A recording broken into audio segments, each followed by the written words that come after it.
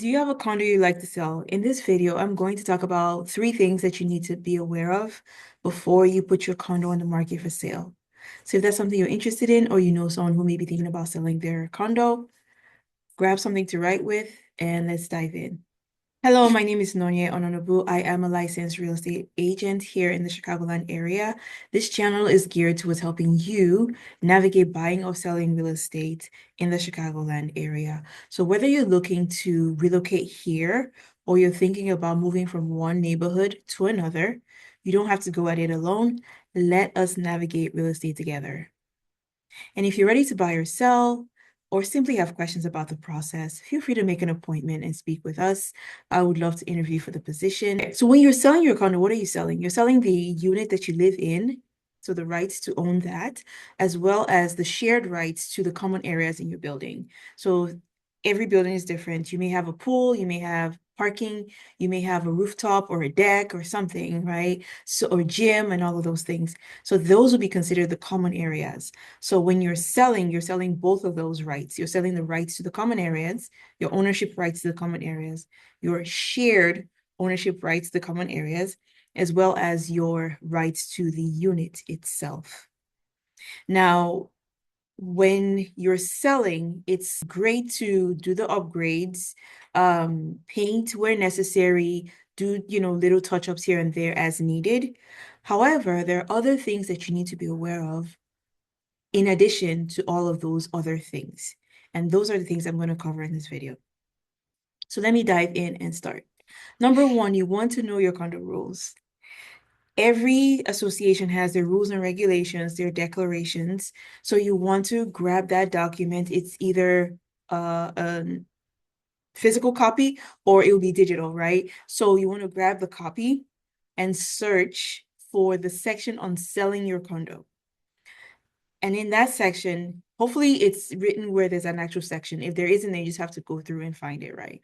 So in that section, I'm going to talk about what you need to do if you're thinking about selling. Some places require that you notify them before you put it on the market. Some places talk about whether or not they allow you to put up for sale signs when you're selling. Some places talk about, can you put a lockbox on the property or not? All right, so you want to know all of those things so that you don't get into trouble with your association. That's one. Also, you want to check on the right of first refusal. Now, what is the right of first refusal? This is a right that the association may have, whereby they have the right to purchase your condo from you first before someone from outside can purchase it from you.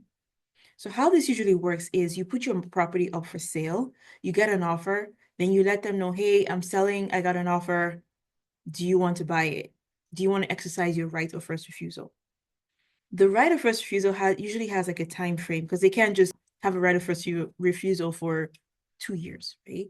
So you need to be able to move if you want to move. All right, so let's say it's for 2 weeks. You submit that to them. They don't respond in 2 weeks. You go ahead and sell it. Or you may submit it to them. They come back and say, we don't want to buy it. You can go ahead and sell it. Just make sure you get that in writing. Then you go ahead and sell your condo. It could be 30 days, whatever it is, but just got to know, is there a right of first refusal on this in this association? And if there is, how long? Okay. Other things you need to know.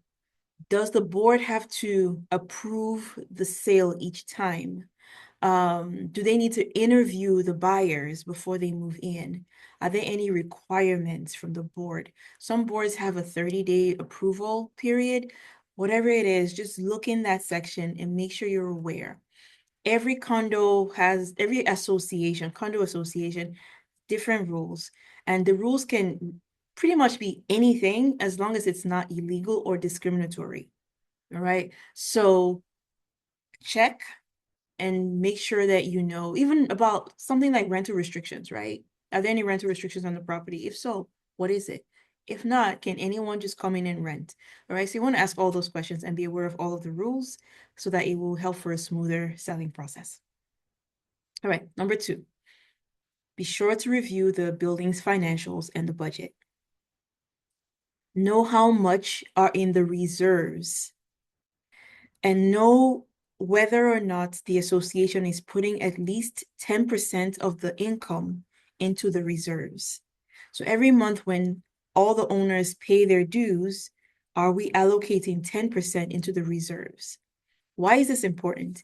If you have a buyer who is financing, depending on the type of loan they're getting, this may or may not be an issue. So for certain loans, for example, if they're putting less than 10% down, it's a little stricter review process of the association. If they're putting 10 and above, then the restrictions are less. So it's good to just know so that if you have someone, for example, that has an FHA loan and that this may or may not fly based on the building's financials, then we can discuss with the buyer, can they go a different route and not use the FHA product? And if they can't, then you just let them know up front, like, hey, we may fall into a situation with this, but you're welcome to try.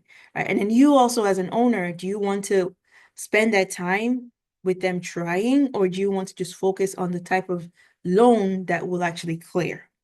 So those are things you just need to be aware of. So I had a situation one time whereby the association was not putting 10% of the income into the reserves. And I had worked with the seller before, and when we had sold another property, there was no issue. But this time, issue came up, and because the property was being professionally managed, my client thought that everything was great, there was no issues. HOA is good, we're not going to have any issues. So, but then this was an issue where they were not putting more than 10%. They were not even putting anything into the reserves. And so the lender is like, can you at least start? And they're like, no, we're not doing it this year. We're going to do it next year. And my client called him and is like, what's going on? Da, da, da, da, da. Tried to resolve it. Hey, can you at least just start so I can sell this thing? And they're like, no, this is what we're doing this year. Next year, we begin to put the 10% for whatever their reason was, but they had a reason to do it that way, right? And there was nothing we could do about it. And so this particular buyer would have had to put at least 10% down for the loan to be approved. And so that deal fell through. So those are things just to be aware of so that you're prepared. And it's not something where when you get under contract, now you have a deal fall through because certain things came up. So just ask the questions and find out for yourself. All right. So that's the second one, your financials and the budget. If you're finding this information helpful, please do like this video and share with somebody who may be thinking about selling a condo. All right, let's jump into the third and final one. Now, the third and final one is the condo's warrantability. Now, what do I mean by that?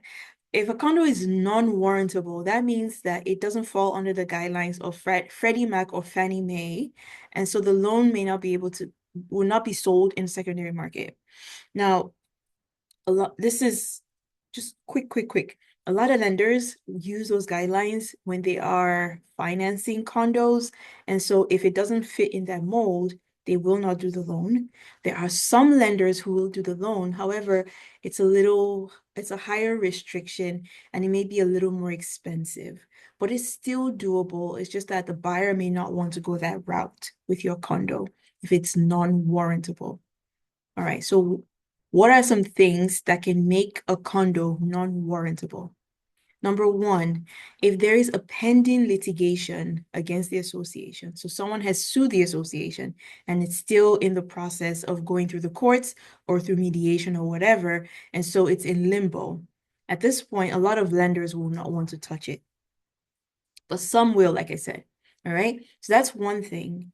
Another thing would be if more than 10% of the units in that association are owned by one person. So if one person owns a majority, like 10% or more, including the developer, all right, including the developer, if that's the issue, it would be non-warrantable because then it's almost seen as an investment property versus units that owners live in. All right, so that's another. Another one would be if more than 35% of the actual building is commercial. So now, is it a commercial space or a residential space, right? So there's that ratio. If more than 35% is commercial. And another thing too that may come up would be if more than 25% of the unit owners are delinquent on their HOA dues, and if more than 50% is rented out. So these are some of the issues. And Sometimes the rules could change, but those are usually the main ones as of right now that I'm recording this video. And so just ask those questions of the association. Now, you don't want to go to the association and ask them, hey, is the condo warrantable? Because the person you're talking to may not know what that means. But you can ask the specific questions. Hey, do we have any pending litigations? Does one person own more than 10% of the units? Do we have people not paying their HOA dues? If so, what's the percentage? Right? These are common questions that the lenders will ask the association when they have a buyer who's interested in buying. So if your association has had a couple sales in the past, they already have these numbers ready and will be able to give it to you.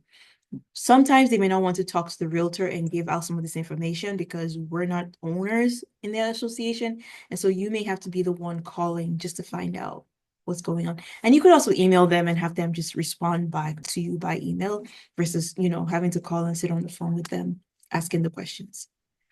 So hopefully these three things are things that you can think about. And again, know the rules, financials, and the condo's warrantability. So you made it this far to the video, and I do actually have a bonus for you. If you look in the description, there is a link to a checklist that has a lot of these things. So you could just download the PDF and use this when you're about to sell your condo, just to make sure that you are asking the right questions of the association. And this will really go a long way in helping your agent, right? And if you've enjoyed this video and have found it helpful, please do like, subscribe to the channel, and click the notification bell so that you get notified when we release another video. And if you're looking to buy or sell real estate in the Chicagoland area, I would love to interview for that position. Feel free to give me a call, book an appointment. My information is in the description below. Thank you so much for watching and enjoy the rest of your day.